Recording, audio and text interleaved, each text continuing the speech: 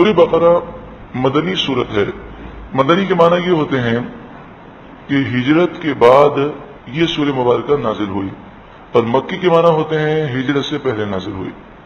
اب ہجرت کے بعد جو صورتیں نازل ہوئیں ان میں بعض آیتیں ایسی بھی تھیں کہ فتح مکہ کے موقع پر نازل ہوئیں، مکہ مکرمہ میں۔ بعض ایسی آیتیں ہیں کہ حج کے موقع پر مینا، عرفات، مزدلفہ میں سے کسی مقام پر نازل ہوئیں۔ بعض آیتیں بدر میں نازل ہوئیں، حنین کے مقام پر، احد کے مقام پر، طائف کے مقام پر۔ یعنی ہجرت کے بعد نبی اکرم صلی اللہ علیہ وآلہ وسلم مدینہ منورہ میں ہوں یا مدینہ منورہ سے باہر تشریف فرما ہوں، ان آیتوں کو اور ان صورتوں کو جو ہجرت کے بعد نازل ہوئی انہیں مدنی آیتیں اور مدنی صورتیں کہتے ہیں۔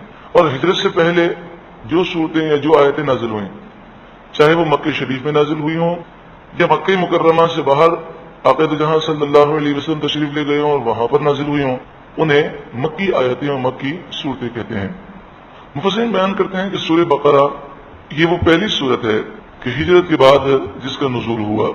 قرآن پاک کی ترتیب کے اعتبار سے اس کا نمبر 2 ہے، اور نزول قرآن کے اعتبار سے اس کا نمبر 87 ہے۔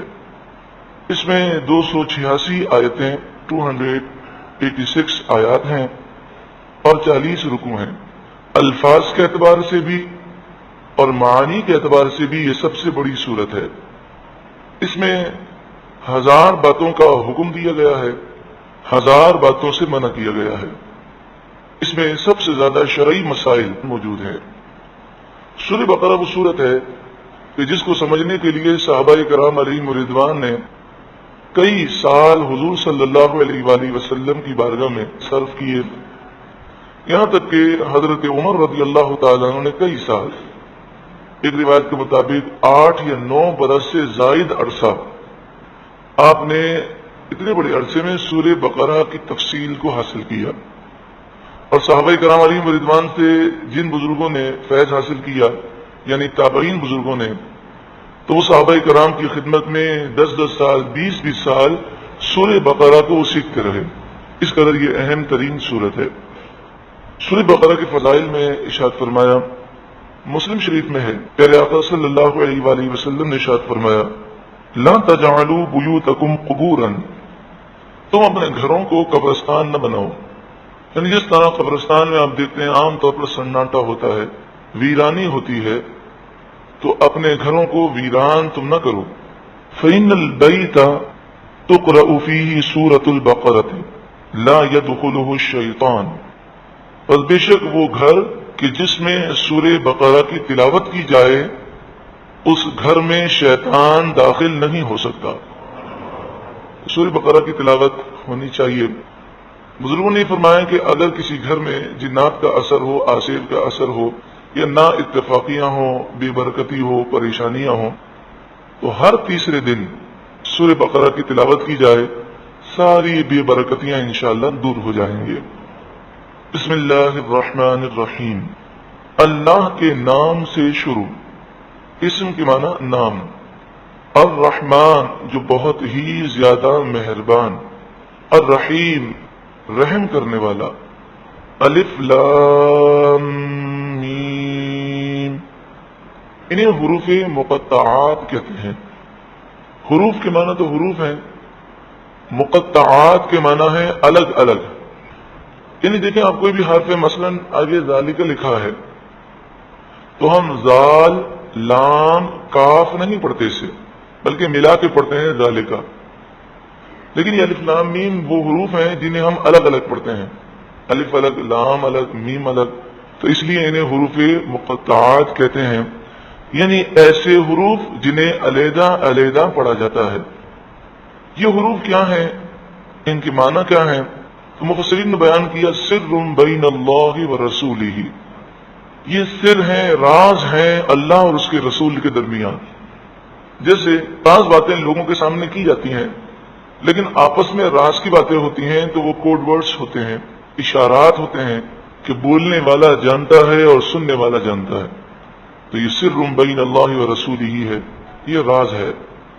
دوسری بات یہ کہ حضرت علامہ ثناء اللہ پانی پتی تفسیر مظہری میں یہ بات لکھتے ہیں کہ جن لوگوں نے یہ سمجھا کہ یہ جو حروف ہیں ان کے معنی رسول اللہ بھی نہیں جانتے ہیں، تو انہوں نے لکھا کہ یہ بات قرآن کے بھی خلاف ہے اور عقل کے بھی خلاف ہے، کیونکہ قرآن بیان فرماتا ہے ثم ان علینا بیانہ، اور ہم آپ کو قرآن نازل فرماتے ہیں، پھر اس کی مکمل وضاحت اور اس کی مکمل تفصیل بیان کرنا ہمارے ذمہ کرم پر ہے۔ اللہ تعالیٰ نے رسول اللہ سے فرمایا، تو جب اللہ تعالیٰ نے فرما دیا کہ مکمل تفصیل کا بیان کرنا ہمارے ذمہ کرم پر ہے، تو یہ کیسے ہو سکتا ہے کہ حضور کو ان الفاظ کے معنی نہ بتائے؟ دوسری بات یہ کہ اگر آپ کسی سے کلام کریں اور سامنے والا آپ کے کلام کے چند الفاظ کے معنی نہ سمجھ سکے تو ایسا کلام فضول ہے، کیونکہ کلم الناس علی قدر عقولہم، لوگوں سے گفتگو کرو ان کی عقلوں کے مطابق۔ تو اگر اللہ رب العالمین کلام کرے اپنے محبوب سے اور رسول اللہ ہی اللہ کے کلام کو نہ سمجھ سکیں تو یہ کلام فضول ہو جائے گا، اور اللہ فضول کلام سے پاک ہے۔ تو جس نے یہ کہا اس نے اللہ کی بھی توہین کی اور اللہ کے کلام کی بھی توہین کی۔ روح المعانی یہ بڑی مشہور و معروف تفسیر ہے، بڑی مستند تفسیر ہے۔ اس میں لکھا فلا يعرفه بعد رسول اللہ صلی اللہ علیہ وسلم الا الاولیاء الورثہ۔ سوال یہ ہے کہ رسول اللہ کو تو اللہ نے یہ علم عطا کیا، تو کیا رسول اللہ کے بعد اور لوگوں کو بھی حروف مقطعات کے معانی اللہ نے بتائے؟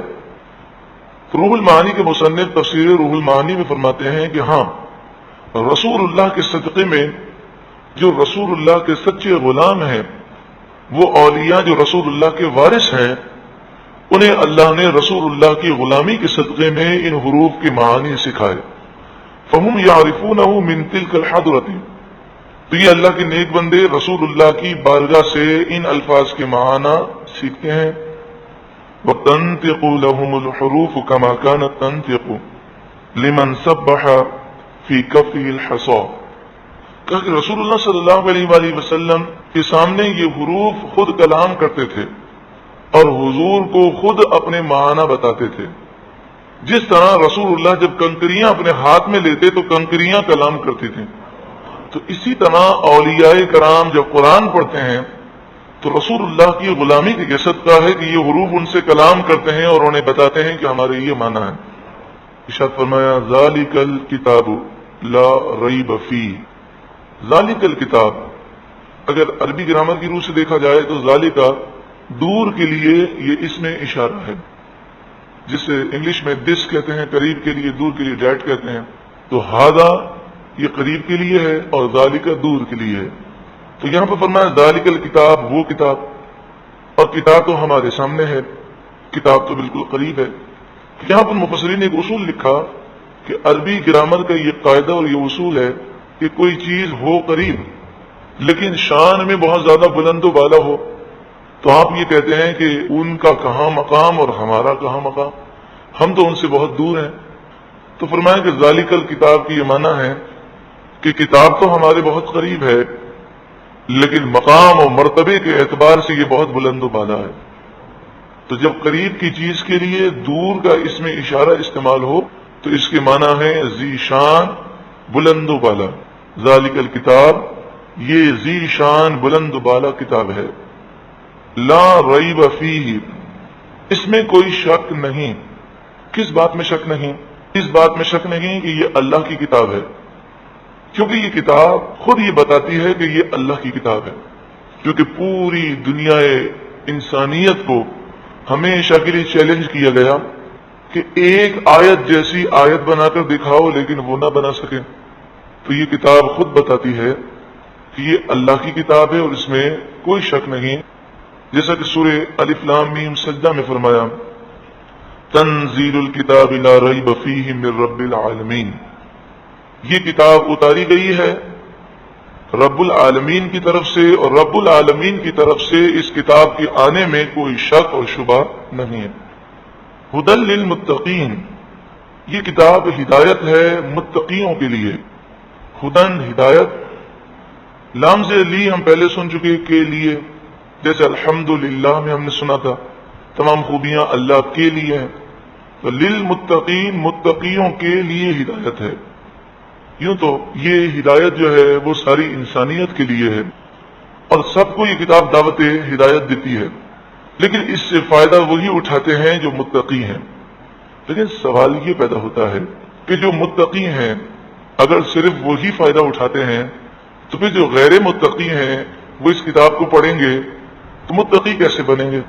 تو فرمائیں یہاں پر متقین سے مراد یہ ہے کہ جن میں متقین بننے کی صلاحیتیں ہیں، یعنی جن کے دل زندہ ہیں، کیونکہ آگے ذکر ہو رہا ہے کہ بعض دل وہ ہیں جن پر اللہ نے مہر لگا دی، تو جن کے دلوں پر مہر نہیں لگی اور جن کے دل زندہ ہیں، ایکسپائر نہیں ہوئے، وہ اس کتاب سے ضرور ہدایت پاتے ہیں۔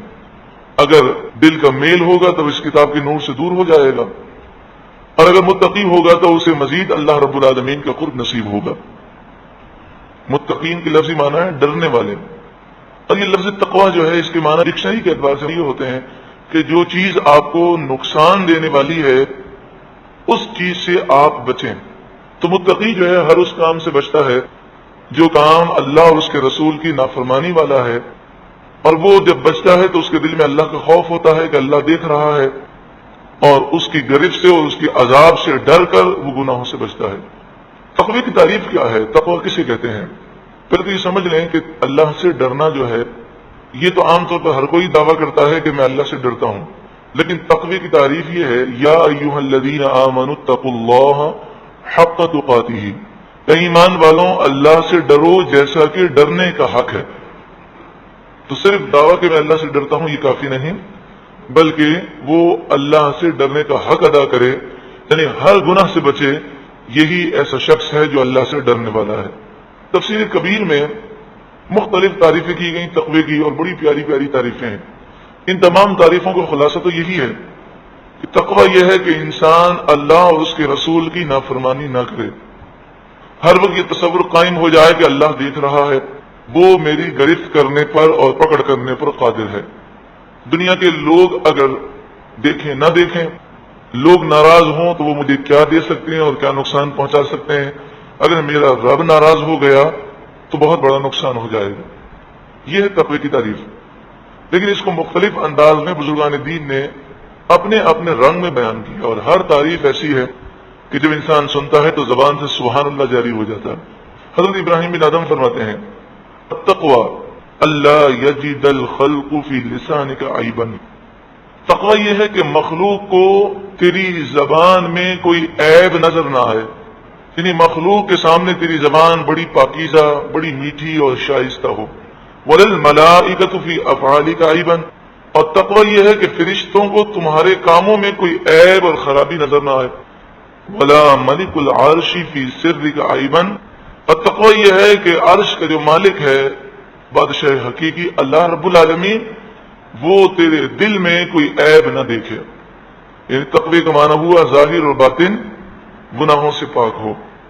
علامہ واقدی علیہ رحمہ فرماتے ہیں التقوی ان تزین سرک للحق کما زینت ظاہرک للخلق، جس طرح تو اپنے ظاہر کو خوبصورت بناتا ہے لوگوں کے سامنے، کیونکہ لوگ تو ظاہر کو دیکھتے ہیں، تو جس طرح تو جب لوگوں کے سامنے جاتا ہے تو اپنے ظاہر کو خوبصورت بناتا ہے، تقوی یہ ہے کہ تو رب کی خاطر اپنے باطن کو خوبصورت اور پاک بنائے۔ ویقال التقوی اللہ یراک مولاک حیث نہاک، بڑی ہی پیاری تعریف ہے۔ کہا گیا کہ تقوی یہ ہے کہ جس کام سے، جس جگہ سے تیرے مولا نے منع کیا اس جگہ پر تجھے تیرا مولا نہ دیکھے، یعنی اس جگہ پر اس کام میں تو نہ ہو۔ جب انسان متقی ہو جاتا ہے تو اسے کیا کمالات ملتے ہیں؟ سورہ نحل آیت نمبر 128 میں ہے ان اللہ مع الذین اتقوا، جو متقی لوگ ہیں ان کے ساتھ اللہ ہے۔ سورہ حجرات آیت نمبر 13 میں ہے ان اکرمکم عند اللہ اتقاکم، بے شک اللہ کے نزدیک تم میں سب سے زیادہ عزت والا وہ ہے جو سب سے زیادہ متقی اور پرہیزگار ہے۔ اور تفسیر کبیر میں فرمایا، حضرت عبداللہ بن عباس رضی اللہ تعالی عنہما فرماتے ہیں قال رسول اللہ صلی اللہ علیہ وسلم، رسول اللہ صلی اللہ علیہ وآلہ وسلم نے فرمایا من احب ان یکون اکرم الناس فلیتق اللہ، جو یہ چاہتا ہے کہ تمام لوگوں میں اس کی عزت ہو جائے، ہر کوئی یہ چاہتا ہے کہ لوگوں میں ذلت اور رسوائی سے بچے، جو یہ چاہتا ہے کہ تمام لوگوں میں زیادہ عزت والا ہو جائے اسے چاہیے کہ وہ اللہ سے ڈرے۔ ومن احب ان یکون اقوى الناس فلیتوکل علی اللہ، اور جو تمام لوگوں میں سب سے زیادہ طاقتور بننا چاہے اسے چاہیے کہ وہ اللہ پر بھروسہ کرے۔ ومن احب ان یکون اغنى الناس فلیکن بما فی ید اللہ اوثق مما فی یدہ، اور جو یہ چاہتا ہو کہ تمام لوگوں میں سب سے زیادہ مالدار ہو جائے، غنی ہو جائے، تو اسے چاہیے کہ جو اس کے پاس مال ہے اس پر وہ اتنا بھروسہ نہ کرے جتنا اللہ کی طاقت و قدرت پر اس کا بھروسہ ہو، یعنی اللہ کی طاقت و قدرت اور اللہ جو نعمتیں دے گا اس پر بھروسہ اپنی جیب میں موجود دولت سے زیادہ ہونا چاہیے۔ ہدی للمتقین، یہ ہدایت ہے متقیوں کے لیے، اللہ ہمیں تقوی نصیب فرمائے۔ متقیوں کی نشانیاں بیان کی گئیں۔ الذین، وہ لوگ، الذین کہ بار بار قرآن پاک میں آتا ہے، الذین وہ لوگ، وہ جو، اور صراط الذین آیا تھا تو وہاں ترجمہ ہوا تھا راستہ ان لوگوں کا، اور یہاں پر الذین وہ لوگ، تو ان لوگوں کا، وہ لوگ، اس طرح کا ترجمہ الذین کا ہوتا ہے۔ اب یہ یاد رکھیں گے تو ہر جگہ پر آپ کے لیے آسانی ہوگی۔ یؤمنون، ایمان سے ہے، ایمان رکھتے ہیں، یؤمنون وہ ایمان رکھتے ہیں، بالغیب غیب پر، یعنی متقی وہ لوگ ہیں جو غیب پر ایمان رکھتے ہیں۔ غیب کسے کہتے ہیں؟ جو چیز ظاہری حواس سے حاصل نہ کی جا سکے، یعنی آنکھ سے نہ دیکھی جا سکے، کان سے نہ سنی جا سکے، زبان سے چکھی نہ جا سکے، بدن سے اسے انسان چھو نہ سکے، ناک سے اسے سونگھ نہ سکے، اسی طرح آلات کی مدد سے، جو سائنسی آلات ہے اس کی مدد سے بھی وہ حاصل نہ کر سکے، اور عقل خود بخود اسے سمجھ نہ سکے، اسے غیب کہتے ہیں۔ یعنی اللہ تعالیٰ نے انسان کو جو طاقتیں دی ہیں کسی چیز کے علم کو حاصل کرنے کے لیے، تو وہ طاقتیں اس علم کو حاصل کرنے کے لیے ناکافی ہوں۔ مثلا قبر میں عذاب ہوتا ہے اور قبر میں نیک بندوں پر نعمتیں نازل ہوتی ہیں۔ یہ ایک ایسی چیز ہے کہ اگر رسول اللہ ہمیں نہ بتاتے تو ہمیں خود اس کی خبر نہ ہوتی۔ قیامت آئے گی، اور اس طرح قیامت آئے گی، پھر قیامت کے بعد ایک دن ہوگا 50,000 سال کا، پھر اس طرح لوگ جنت میں جائیں گے اور پھر جہنم میں بھی لوگ جانے والے جائیں گے، جہنم ایسی ہے، جنت ایسی ہے۔ یہ ساری باتیں ایسی ہیں کہ جو انسان اپنی عقل سے اور اپنی آنکھوں سے، اپنے کان کی مدد سے خود بخود نہیں جان سکتا جب تک کہ رسول اللہ نہ بتائے۔ تو یہ ساری غیب کی چیزیں ہیں، اور رسول اللہ کو کس نے بتایا؟ اللہ نے بتایا، تو یہ ہے غیب۔ تو مومنین، متقی لوگ غیب پر یقین رکھتے ہیں۔ بعض مفسرین نے فرمایا کہ غیب کے ایک اور معنی بھی یہاں پر ہے، وہ یہ ہے کہ اللہ نے اور اس کے رسول نے کوئی حکم دیا، وہ حکم ان کی سمجھ سے بالاتر ہے، اس کی حکمت سمجھ میں نہیں آتی، یا وہ حکم ایسا ہے کہ بظاہر اس کا انہیں نقصان محسوس ہوتا ہے، تو مومنین اس پر یقین رکھتے ہیں کہ جو اللہ اور اس کے رسول نے حکم دیا اسی میں ہمارے لیے بھلائی ہے، چاہے اس کی حکمت ہماری سمجھ میں نہ آئے، چاہے ہمیں اس کا نقصان نظر آتا ہو۔ اگلی شرط فرمایا وَيُقِيمُونَ الصَّلَاةَ، اور وہ قائم رکھتے ہیں۔ اب ایک چیز کو ذرا نوٹ کیجئے، پہلے آیا یؤمنون، پھر آیا یقیمون، تو دونوں میں یا ہے شروع میں اور آخر میں واو نون ہے کہ نہیں؟ تو اس طرح کے الفاظ جو ہوتے ہیں کہ جن میں شروع میں یا ہو اور آخر میں واو اور نون ہو، تو یا کا ترجمہ وہ کرتے ہیں اور واو اور نون کا جو ترجمہ ہے وہ ہم جمع کا کرتے ہیں۔ یؤمنون وہ ایمان رکھتے ہیں، یقیمون وہ قائم رکھتے ہیں۔ اب دیکھ رہے ہیں کہ وہ بھی آ رہا ہے اور جمع کا ترجمہ ہے، تو یہ چیز آپ یاد رکھیں گے تو قرآن کو سمجھنا آپ کے لیے مزید آسان ہو جائے گا۔ کس کو قائم رکھتے ہیں؟ الصلاۃ، نماز کو، الصلاۃ نماز۔ یوں تو صلاح کے بے شمار معنی ہے، اور مشہور و معروف 4-5 معنی ہے، اور ایک مشہور معنی دعا بھی ہے، لیکن یہاں پر الصلاح سے مراد دعا نہیں بلکہ وہ نماز ہے جو رسول اللہ نے ہمیں سکھائی اور جو 5 نمازیں ہم پر فرض ہیں۔ یقیمون وہ قائم رکھتے ہیں، یہاں پر یہ نہیں فرمایا وہ نماز پڑھتے ہیں بلکہ فرمایا قائم رکھتے ہیں، تو فرمایا کہ یقیمون کے معنی ہے یحافظون و یدیمون، نماز کی وہ حفاظت کرتے ہیں، محافظت کرتے ہیں اور ہمیشہ نماز پڑھتے ہیں۔ یقیمون کے معنی ہے وہ ظاہری اور باطنی آداب کے ساتھ ہمیشہ نماز پڑھتے ہیں۔ ظاہری ادب تو آپ جانتے ہیں کہ نماز کی شرائط، فرائض، واجبات، سنت مؤکدہ، مستحبات پورے ہوں، وضو صحیح ہو، غسل صحیح ہو، کپڑے پاک ہوں، صحیح طور پر وہ نماز ادا کرے۔ اور باطنی آداب یہ ہیں کہ نماز میں توجہ صرف اور صرف اللہ کی طرف ہو، اور دنیا کے لوگوں کی طرف اس کی توجہ نہ ہو، دنیا کے کام کی طرف توجہ نہ ہو، جو پڑھ رہا ہو اس کی طرف توجہ ہو۔ اور کس طرح نماز پڑھے، حدیث پاک میں اس کا طریقہ بتایا گیا، کأنک تراہ، اس طرح عبادت کر گویا کہ تو اللہ کو دیکھ رہا ہے، کأنک تراہ۔ اور اگر یہ تصور قائم نہیں ہو سکتا تو اتنا تصور کر لے، فإنہ یراک، کہ وہ تو بے شک تجھے ضرور دیکھ رہا ہے۔ تو یہ تصور قائم ہو جائے کہ میں رب کے دربار میں ہوں، رب مجھے دیکھ رہا ہے، پھر وہ جو کیفیات دل میں پیدا ہوں گی تو اس سے خشوع و خضوع نصیب ہوگا، اور پھر نماز کا وہ درجہ نصیب ہوگا کہ جو ظاہری اور باطنی آداب کے ساتھ 2 رکعت نفل اس طرح ادا کرے کہ صرف اور صرف اللہ کی رضا کے لیے اور توجہ اللہ ہی کی طرف ہو، تو سلام پھیرتے ہی اسے جنت کا مژدہ سنایا جاتا ہے۔ یہی نماز ہے جو برائیوں سے روکتی ہے، بے حیائی سے روکتی ہے۔ لیکن ہم نماز پڑھنے کے باوجود برائیوں سے نہیں بچتے۔ اس کا معنی یہ ہے کہ ظاہری آداب میں یا باطنی آداب میں کوتاہی ہے۔ جب بھی نماز پڑھنے لگیں، ہو سکے تو نماز کی جگہ پر بیٹھ جائیں 2 منٹ کے لیے اور اللہ سے دعا کریں، اور اس طرح دعا کریں، اے اللہ مجھے نماز کا حق ادا کرنے کی توفیق عطا فرما، مجھے درست و صحیح توجہ کے ساتھ، خشوع و خضوع کے ساتھ نماز ادا کرنے کی توفیق عطا فرما۔ ایک تو دعا سے اللہ تعالیٰ مدد فرمائے گا دعا کے صدقے میں۔ دوسرا فائدہ یہ ہے کہ جب انسان اپنی مادری زبان میں دعا کرتا ہے تو اللہ کی طرف اس کی توجہ مبذول ہو جاتی ہے۔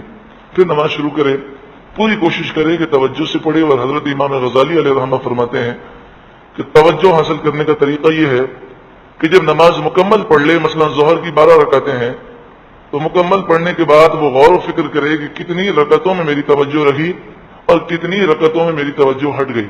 تو آپ فرماتے ہیں مثلا اس کے ذہن میں یہ خیال آئے کہ 4 رکعتیں ایسی تھیں کہ میری توجہ ہٹ گئی تھی، تو آپ فرماتے ہیں کہ اس کے کفارے میں 4 رکعت نفل پڑھے، تو انشاءاللہ عز و جل نماز توجہ سے پڑھنے کی عادت ہو جائے گی۔ حضرت امام غزالی علیہ رحمہ فرماتے ہیں کہ فقہی اعتبار سے بے توجہی سے نماز پڑھی جائے تو نماز ہو جاتی ہے، مگر روحانی اعتبار سے اس کا کما حق وہ فائدہ نہیں ہوتا، روحانیت حاصل نہیں ہوتی، اور وہ اللہ کی بارگاہ میں مقبول نہیں ہوتی جو نماز بے توجہی سے پڑھی جائے۔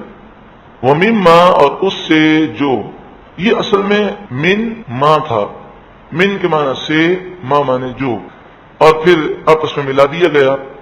وَمِمَّا، اور اس سے جو رزقناہم، رزقنا ہم نے دیا۔ اب دیکھیں نا آ رہا ہے، رزقنا، تو یہ نا کے معنی ہے ہم، اور رزق کے معنی دیا۔ رزقنا جو ہم نے دیا، ہم انہیں، جو ہم نے دیا انہیں، ان نعمتوں میں سے ینفقون وہ خرچ کرتے ہیں۔ کس کی راہ میں خرچ کرتے ہیں؟ اللہ کی راہ میں۔ یہاں بھی دیکھیں ینفقون وہ خرچ کرتے ہیں، یا کے معنی ہم نے کیے وہ، اور واو نون ہے آخر میں، ترجمہ کیا گیا خرچ کرتے ہیں، وہ خرچ کرتے ہیں۔ رزقناہم یہ رزق سے ہے، اور رزق کسے کہتے ہیں؟ ایک تو عرف میں رزق کے معنی ہے کہ جب ہم نوکری کے لیے جاتے ہیں اور نوکری پر جو ہمیں رقم ملتی ہے ہم کہتے ہیں یہ ہمیں رزق ملا ہے، لیکن رزق کی تعریف جو ہے وہ بہت وسیع ہے۔ فرمایا الرزق فی اللغۃ النصیب والعطاء ویطلق علی الحسی والمانوی، رزق لغت میں حصے کو اور اللہ کی عطا کو کہتے ہیں، چاہے وہ عطا حصی ہو یا مانوی، سب کو رزق کہتے ہیں۔ یعنی اللہ نے جو ہمیں طاقتیں دی، جو نعمتیں عطا فرمائیں، یہ بھی اللہ کی طرف سے دی ہوئی ہیں۔ جو مال ہے، اولاد ہے، یہ بھی رزق ہے۔ جو علم ہے، جو معرفت ہے، جو صلاحیتیں ہیں، جو طاقتیں ہیں، یہ سب رزق ہے۔ تو مفسرین نے فرمایا وَمِمَّا رَزَقْنَاهُمْ يُنْفِقُونَ کا معنی بہت وسیع ہے کہ وہ اپنا مال زکوٰۃ کی صورت میں، صدقہ فطر کی صورت میں اور نفلی خیرات کی صورت میں خرچ کرتے ہیں اللہ کی راہ میں۔ جو انہیں اللہ نے علم دیا، جو صلاحیتیں دیں، وہ اللہ کی راہ میں خرچ کرتے ہیں۔ جو کچھ بھی نعمتیں اللہ نے دیں وہ اللہ کے لیے خرچ کرتے ہیں۔ یہ ہیں وہ لوگ جو متقی ہیں۔ اگلی شاد فرمایا والذین، دیکھیں الذین اوپر بھی آیا اور واو ہم کئی مرتبہ سن چکے، واو کے معنی اور، الذین مانے وہ لوگ، اور یہ پہلے بھی آپ سن چکے ہیں کہ قرآن مجید فرقان حمید میں 2000 الفاظ ایسے ہیں کہ جن کے معنی یاد ہو جائیں تو قرآن کا مفہوم سمجھنا آسان ہو جاتا ہے، اور پھر قرآن کا یہ بھی معجزہ ہے کہ ایک لفظ کا معنی یاد کر لیں تو بار بار وہ لفظ ریپیٹ ہوتا ہے جس سے وہ معنی پختہ ہو جاتا ہے۔ واو کے معنی اور الذین وہ لوگ، والذین اور وہ لوگ جو یؤمنون، دیکھیں پھر ریپیٹ ہوا، وہ ایمان رکھتے ہیں، بما اس پر جو، یہاں پر با جو ہے بازر بی اس کے معنی ہے پر، بما اس پر جو، ماں کے معنی جو، انزل نازل کیا گیا، الیک آپ کی طرف، وما اور جو، انزل نازل کیا گیا، دیکھیں 2 دفعہ آیا، انزل نازل کیا گیا، اتارا گیا، من قبل کا آپ سے پہلے، قبل تو اردو میں بھی استعمال ہوتا ہے، قبل پہلے، اور کاف زبر کا معنی آپ سے پہلے، یعنی متقی وہ لوگ ہیں جو غیب پر ایمان رکھتے ہیں، نماز قائم رکھتے ہیں، اللہ کی دی ہوئی نعمتوں کو اللہ کی راہ میں خرچ کرتے ہیں، جو کچھ رسول اللہ پر نازل کیا گیا وہ اس پر بھی ایمان رکھتے ہیں، اور اے محبوب جو آپ سے پہلے انبیاء پر نازل کیا گیا ان کتابوں اور صحیفوں پر بھی متقیوں کا ایمان ہوتا ہے، لیکن عمل صرف قرآن پاک پر کیا جائے گا، دیگر جو آسمانی کتابیں ہیں ان پر ہم عمل نہیں کر سکتے۔ ایک تو وجہ یہ ہے کہ ان آسمانی کتابوں میں رد و بدل کر دیا گیا، دوسری بات یہ ہے کہ کئی احکامات جو ہیں قرآن نے بدل دیے، منسوخ فرمائے، اور وہ جو احکامات تھے وہ ایک وقت کے لیے تھے، ان کا وقت پورا ہو گیا تو قرآن نے دوسرے احکام بیان کیے۔ ہاں یہ ضرور ہے کہ پچھلی کتابوں کی وہ باتیں کہ جنہیں قرآن نے بیان کیا ان پر ہم عمل کرتے ہیں، اور در حقیقت یہ قرآن ہی پر عمل ہے، اصل میں ہم عمل تو قرآن ہی پہ کرتے ہیں، لیکن قرآن رسول اللہ کے بیان کے بغیر سمجھ نہیں سکتا، تو احادیث طیبہ یہ قرآن کی تشریح اور تفسیر ہے، تو ہم احادیث طیبہ پر بھی عمل کرتے ہیں کیونکہ یہ قرآن ہی کی وضاحت کرتی ہیں، اور احادیث طیبہ بھی رسول اللہ جو بیان فرماتے ہیں وہ اللہ ہی کی طرف سے ہیں، کہ جو اللہ تبارک و تعالی نے آپ کے قلب انور پر ان کا مضمون القاء فرمایا، اور صحابہ کرام کی جو اقوال ہیں ان پر بھی عمل اس لیے کیا جاتا ہے، صالحین کے اقوال پر، کہ انہوں نے فیض جو ہے وہ رسول اللہ سے پایا، تو ان کے اقوال بھی در حقیقت قرآن پاک کو سمجھانے کے لیے ہیں۔ ایک اور بات معلوم ہوئی کہ رسول اللہ کے بعد کوئی نیا نبی نہیں آ سکتا، اس لیے کہ فرمایا کہ جو آپ پر نازل کیے گئے اس پر بھی ہم ایمان رکھتے ہیں، اور آپ سے پہلے جو نازل کیے گئے اس پر بھی ایمان رکھتے ہیں، یعنی جو مومنین ہیں متقین ہیں وہ دونوں پر ایمان رکھتے ہیں۔ تو اگر متقی ہونے کے لیے، مومن ہونے کے لیے حضور کے بعد بھی کوئی نبی آتا اور اس پر ایمان رکھنا ضروری ہوتا تو پھر اس کا ذکر کیا جاتا، ایسا ذکر کیوں نہیں کیا گیا؟ اس لیے کہ رسول اللہ نے فرمایا انا خاتم النبیین لا نبی بعدی، میں آخری نبی ہوں اور میرے بعد کوئی نبی نہیں ہے۔ عیسیٰ علیہ السلام آئیں گے حضور کے بعد مگر وہ پہلے آ چکے ہیں، وہ نئے نبی نہیں ہیں۔ ارشاد فرمایا وبالآخرۃ هم یوقنون، اور وہ آخرت پر، وبالآخرۃ آخرت پر، یہاں بھی با کے معنی پر، اور آخرت پر ہم وہ یوقنون یقین رکھتے ہیں، واو نون ہے، دیکھیں ہم جمع کا ترجمہ کر رہے ہیں، یقین رکھتے ہیں۔ یقین کسے کہتے ہیں؟ تو یقین کے متعلق فرمایا کہ یقین جو ہوتا ہے کسی بات کا علم ایسا ہو کہ اس میں کسی شک اور شبہ کی گنجائش باقی نہ رہے، اور یقین کی تعریف یہ بھی کی گئی کہ یقین کسی چیز کا ایسا ہو کہ انسان کو سوچ بدلنے پر مجبور کر دے، یعنی انسان اس کے خلاف سوچ بھی نہ سکے اور اس کے خلاف کوئی کام بھی نہ کر سکے، یعنی جسے آخرت کا یقین ہوگا وہ ہر وقت آخرت کی تیاری کرے گا اور کبھی وہ کوئی ایسا کام نہیں کرے گا جو آخرت میں اسے نقصان دے۔ دنیا کے معنی ہوتے ہیں جو قریب ہے، اور آخرت کے معنی ہے جو بعد میں آنے والی ہے، تو آخرت کو آخرت اس لیے کہتے ہیں کہ یہ بعد میں آتی ہے، اور دنیا کو دنیا اس لیے کہتے ہیں کہ یہ ہم سے قریب ہے۔ یہ متقی لوگ ہیں، اور آگے فرمایا اولئک علی ھدی، یہی لوگ ہیں، اولئک یہی لوگ ہیں، علی ھدی ہدایت پر، ایسی ہدایت من ربہم جو ان کے رب کی طرف سے ہے، وہ اپنے رب کی طرف سے ہدایت پر ہیں، وَأُولَئِكَ هُمُ الْمُفْلِحُونَ، اور یہی لوگ فلاح پانے والے ہیں۔ لیکن ہم فلاح کا ترجمہ کر دیتے ہیں کامیابی، لیکن اردو زبان میں وہ وسعتیں نہیں جو عربی زبان میں ہے. فلاح کا ترجمہ جی کامیابی کر دیا. لیکن فلاح کی جو تفسیر ہے یا تفصیل ہے وہ یہ ہے کہ فرمایا کہ فلاح کے معنی یہ ہے مکمل کامیابی. یعنی فلاح کے معنی ہے دنیا اور آخرت کی ساری سعادتیں اور برکتیں مل جائیں، اسے فلاح کہتے ہیں. اسے آپ نے اندازہ کر لیا کہ کسی لفظ کا ترجمہ اگر اردو میں کیا جائے تو اردو کا لفظ کا ترجمہ وہ عربی لفظ کی مکمل وضاحت نہیں کرتا. تو اس لیے تفاسیر کا مطالعہ اور بزرگان دین سے فیض حاصل کرنا بہت ضروری ہے. تو فلاح کے معنی ہے مکمل کامیابی جس میں کوئی کجی اور کمی باقی نہ رہے، دنیا اور آخرت کی ساری کامیابیاں، سعادتیں اور برکتیں نصیب ہو جائیں. مفسرین نے لکھا لیس فی کلام العربی کلہ اجمع من لفظۃ الفلاح لخیر الدنیا والآخرہ کما قالہ ائمۃ لغت کے جو امام ہیں وہ کہتے ہیں کہ عربی زبان میں فلاح سے اچھا کوئی لفظ ہی نہیں کہ جو دنیا اور آخرت کی ساری بھلائیوں کو جمع کرنے والا ہو. اتنا یہ وسیع اور عظیم لفظ ہے فلاح. وَأُولَٰئِكَ هُمُ الْمُفْلِحُونَ، یہی لوگ دنیا میں بھی کامیاب ہیں. دنیا کی ساری برکتیں، ساری رحمتیں، سعادتیں اور آخرت کی ساری برکتیں، سعادتیں اللہ انہیں عطا فرماتا ہے. اگے ارشاد فرمایا ان الذین کفروا. متقین کے ذکر کے بعد ضروری ہے کہ ہم ان چیزوں کو سمجھ لیں کہ جو انسان جب تقوی اختیار نہیں کرتا اور ایمان سے دور ہو جاتا ہے تو اسے کیا نقصانات ہوتے ہیں. تو فرمایا ان الذین کفروا، بے شک، ان مانے بے شک، الذین وہ لوگ، کفروا جنہوں نے کفر کیا. کفروا کفر سے یاد رکھیں، جنہوں نے کفر کیا.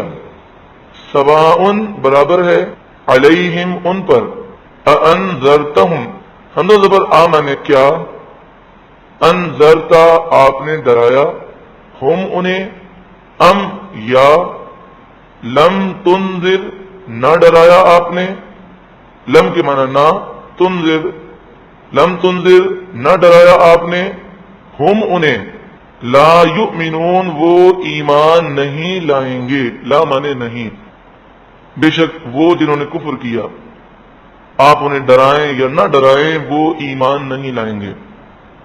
سوال یہ ہے کہ رسول اللہ صلی اللہ علیہ وآلہ وسلم نے جب دعوت اسلام کو پیش کیا تو سارے ہی کافر تھے. جب آپ نے پیش کیا تو ان کافروں نے یعنی کفار مکہ نے بڑی مخالفت کی اور آپ کے دشمن ہو گئے. لیکن پھر آہستہ آہستہ وہ مسلمان ہوئے اور پھر ایک وقت وہ آیا کہ پورا جزیرہ عرب کے اندر اسلام پھیل گیا اور اکثر لوگ مسلمان ہو گئے. تو اس سے کیا مراد ہے کہ جو کافر ہیں انہیں آپ ڈرائیں نہ ڈرائیں برابر ہے، وہ ایمان نہیں لائیں گے. تو فرمایا مفسرین نے کہ یہاں کفر سے مراد وہ کافر ہیں کہ جن کا کفر بہت پختہ ہو چکا ہے اور ایسا پختہ ہو چکا ہے کہ کفر نے ان کی سوچنے سمجھنے کی صلاحیتوں کو ختم کر دیا. وہ مراد ہے. جس ابو جہل، ابو لہب اور اس طرح کے کافر کہ حضور نے بہت سمجھایا لیکن اس کے باوجود وہ ایمان نہ لائے. تو یہاں وہ کافر مراد ہے. پھر یہاں پر یہ فرمایا گیا کہ آپ ڈرائیں یا نہ ڈرائیں، یہ ڈرانا نہ ڈرانا ان پر برابر ہے، یعنی انہیں فائدہ نہ ہوگا مگر رسول اللہ صلی اللہ علیہ وآلہ وسلم کو فائدہ ضرور ہوگا کہ آپ کا مشن ہے اللہ کے دین کے پیغام کو پہنچانا اور دین کے پیغام کو پہنچانے میں ثواب ملتا ہے چاہے سامنے والا قبول کرے نہ کرے. جیسا کہ حضرت امام غزالی علیہ رحمۃ نے لکھا کہ حضرت موسیٰ علیہ الصلوۃ والسلام نے اللہ کی بارگاہ میں عرض کی، اے مالک و مولا، جو تیرے دین کی طرف بلائے اور نیکی کا پیغام دے اس کے لیے تیری بارگاہ میں کیا اجر ہے؟ تو فرمایا کہ میں اسے ہر جملے کے بدلے میں 1 سال کی عبادت کا ثواب عطا فرماتا ہوں اور مجھے اسے جہنم میں جلانے میں حیا آتی ہے. یعنی مطلب یہ کہ میں اسے جہنم میں داخل نہیں فرماؤں گا. اگر ہم کسی کو دین کی دعوت دیں، چاہے ہمیں پتا ہو کہ یہ ہماری بات کو قبول نہیں کرے گا، پھر بھی دعوت دینے میں کوئی حرج نہیں کہ ہمیں دعوت دینے کا ثواب بھی ملے گا اور دوسری بات یہ کہ حجت قائم ہو جائے گی. وہ کل بروز قیامت ہمیں پکڑ نہیں سکتا، کیونکہ حضرت امام احمد بن حنبل رضی اللہ تعالی عنہ نے یہ حدیث لکھی ہے کہ ایک شخص جنت میں جا رہا ہوگا تو اس کا پڑوسی ہوگا وہ شور مچائے گا اور وہ کہے گا، مالک و مولا، اس نے میرے حقوق میں کوتاہی کی ہے، تو وہ کہے گا اے پروردگار میں نے تو نہ اس کے مال میں کوئی خیانت کی ہے نہ اس کے اہل میں کوئی خیانت کی ہے۔ تو پڑوسی کہے گا مالک و مولا یہ بات تو درست ہے، نہ مال میں اس نے خیانت کی ہے نہ اہل میں، لیکن یہ خود نیکیاں کرتا تھا، لیکن کبھی اس نے مجھے پیغام نہیں دیا، مجھے گناہوں سے بچانے کی کوشش نہیں کی۔ تو حضرت امام احمد بن حنبل رضی اللہ تعالیٰ عنہ فرماتے ہیں کہ رسول اللہ نے فرمایا کہ اپنے پڑوسی کی اصلاح کی کوشش نہ کرنے کی وجہ سے اسے جہنم میں ڈال دیا جائے گا۔ تو کسی کے بارے میں 200% ہمیں خیال ہو کہ یہ ہماری بات نہیں مانے گا، پھر بھی اسے نیکی کا پیغام دیں، تاکہ کل بروز قیامت یہ حجت قائم نہ کر سکے کہ میں اس کا رشتہ دار تھا، میں دوست تھا، میں پڑوسی تھا، لیکن کبھی اس نے مجھے نیکی کا پیغام نہیں دیا۔ اللہ تعالی ہمیں دین کا پیغام عام کرنے کی توفیق عطا فرما۔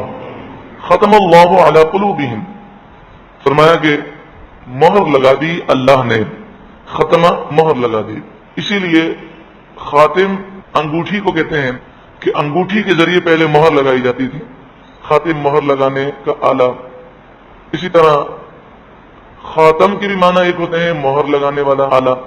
مہر سے مراد آپ ذرا ذہن میں رکھیں کہ مہر کی 2 قسمیں ہوتی ہیں، ایک تو مہر ایک اسٹیمپ لگتی ہے جسے ہم مہر کہتے ہیں کہ کسی کاغذ پر مہر لگا دی، اور ایک یہ ہے کہ سیل کر دیا جاتا ہے کسی چیز کو، مثلا یہاں سے اگر ہم کوئی پارسل بھیجتے ہیں تو اسے سیل کر دیا جاتا ہے تاکہ اندر کی چیز باہر نہ نکل سکے اور باہر کی چیز اندر داخل نہ ہو سکے۔ تو یہاں ختمہ سے وہی سیل مراد ہے کہ اللہ نے ان کے دلوں پر مہر لگا دی، یعنی اب دل سیل پیٹ ہیں، کفر باہر نہیں نکلے گا اور ایمان اندر داخل نہیں ہوگا۔ ختم اللہ علی قلوبہم، اللہ نے مہر لگا دی ان کے دلوں پر۔ قلوب یہ قلب کی جمع ہے جس کا معنی ہے دل۔ وعلی سمعہم، اور ان کے کانوں پر، وعلی ابصارہم، اور ان کی آنکھوں پر۔ سمعی کان، ابصار آنکھیں، غشاوہ پردہ، اور ان کی آنکھوں پر پردہ ہے۔ غشاوہ اس پردے کو کہتے ہیں جو مکمل طور پر ڈھانپ لے، کوئی سراغ باقی نہ رہے کہ جس سے انسان دیکھ سکے۔ وَلَهُمْ، اور ان کے لیے عذاب عظیم، بڑا عذاب ہے۔ یہاں پر ذہن میں بعض لوگوں کے یہ سوال پیدا ہو جاتا ہے کہ جب اللہ ہی نے مہر لگا دی تو پھر یہ ایمان نہیں لائے تو ان میں ان کا کیا قصور ہے؟ تو یہ بات سمجھ لیجیے کہ مہر جو اللہ تعالیٰ نے لگائی ہے تو پیدائشی طور پر ان کے دلوں پر، کانوں پر اور ان کی آنکھوں پر مہر نہ تھی، پردہ نہ تھا۔ جب وہ پیدا ہوئے تو اللہ نے انہیں فطرت سلیم عطا فرمائی، ہر چیز کو سمجھنے کی صلاحیتیں عطا فرمائی، لیکن انہوں نے کفر کر کر کے، گناہ کر کر کے اپنی صلاحیتوں کو برباد کر دیا۔ جیسے کوئی اپنی جوانی کو برباد کر دیتا ہے، کوئی اپنی صحت کو برباد کر دیتا ہے، تو کسی شخص کے متعلق کہا جائے کہ اسے دوائی دی جائے یا نہ دی جائے کوئی فائدہ نہیں ہوگا، یہ ایسا مریض ہے، اس نے خود اپنی صحت کو برباد کیا ہے، تو اس میں دوائی کا قصور نہیں ہے، اور نہ شروع ہی سے اس کی یہ حالت تھی، بلکہ شروع میں تو صحت مند تھا، خود اس نے اپنے ہاتھوں سے اپنے آپ کو برباد کیا۔ تو ان کافروں نے کفر کر کے، گناہ کر کر کے اپنے دل کو میلا، گندا، کالا، سخت اور ایسا بیمار کر دیا کہ یہ لا علاج ہو گیا، ایکسپائر ہو گیا۔ تو اب ان پر نصیحتوں کا اثر نہیں ہوتا۔ تو اس سے مراد یہ ہے کہ کفر کرنے کی وجہ سے یہ تباہ ہوئے، اور ان کی نافرمانیوں کی وجہ سے اللہ نے اپنی ناراضگی کی مہر لگا دی۔ حدیث پاک میں ہے المؤمن اذا اذنب ذنبا، اور یہ حدیث علامہ بغوی علیہ الرحمٰن نے تفسیر بغوی میں لکھی، اور مختلف الفاظ کے ساتھ دیگر کتابوں میں بھی یہ حدیث ہے، جیسے ترمذی شریف میں کتاب التفسیر میں یہ حدیث پاک الفاظ مختلفہ کے ساتھ ہے۔ المؤمن اذا اذنب ذنبا، مومن جب گناہ کرتا ہے، کانت نقطہ سودا فی قلبہ، تو ایک کالا نقطہ ہو جاتا ہے اس کے دل میں، فَإِن تَابَ وَنَزَعَ وَاسْتَغْفَرَ، پھر اگر وہ توبہ کر لے، گناہ کو چھوڑ دے اور اللہ سے معافی مانگے، سُقِلَ قَلْبُهُ مِنْهَا، تو اس کا دل صاف ہو جاتا ہے اور وہ کالا نقطہ ہٹ جاتا ہے۔ وَإِن زَادَتْ حَتَّى تَعْلُو قَلْبُهُ، اور اگر وہ گناہ مزید کرے تو یہ نقطہ بڑھتا رہتا ہے یہاں تک کہ پورا دل وہ کالا کر دیتا ہے۔ وَذَلِكَ الرَّانُ الذی ذکر اللہ فی کتابہ، یہ وہ زنگ ہے جس کا ذکر اللہ نے اپنی کتاب میں کیا۔ پھر رسول اللہ نے اس آیت کریمہ کی تلاوت کی، کلا بل ران علی قلوبہم ما کانوا یکسبون، ہرگز نہیں بلکہ ان کے دلوں پر زنگ ہے ان کے گناہوں کی وجہ سے۔ تو جب مومن گناہ کرے تو نقطہ زنگ کا لگ جائے، اور توبہ نہ کرے تو زنگ بڑھتے بڑھتے پورے دل کو کالا کر دے۔ جب مومن کا یہ حال ہے تو کافروں کا تو دل برباد ہو جائے گا۔